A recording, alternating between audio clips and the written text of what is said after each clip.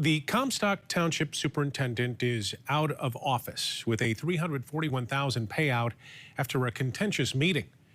News 8's Josh Sanchez explains why this decision that came down Monday night was a shock to some on the board. Superintendent Scott Hess has been with Comstock Township for more than 9 years.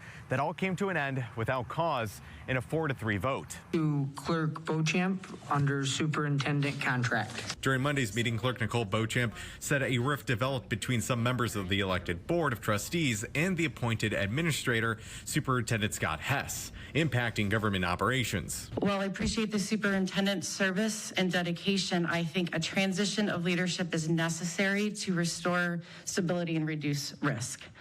I am suggesting that we terminate the superintendent's contract without cause.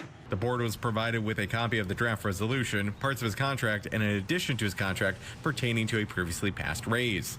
The motion came as a surprise to some, including the township attorney. I think we need to take a pause on this meeting and sit here and read through these documents. My recommendation would be to table it since it was just thrown on top of us. But other members of the board say there was growing opposition against Hess and that the board had enough information to make the vote. I understand it's a payout, but I'm not really understanding what the big surprise is here. And he's been persecuted and belittled in front of us, in front of the audience, our residents, mercilessly. A motion to postpone the decision was rejected, and after a 15-minute break, the board voted to cut ties with Hess without cause with a waiver of liability against the township. Motion carried. On Tuesday afternoon, we made a request for those same public documents, the resolution and supporting documents that were provided to each board member. By Thursday afternoon, we weren't provided with those documents, and the township opted to make it a Freedom of Information Act request. I called and emailed each member of the board and only heard back from Supervisor Ben Martin over the phone.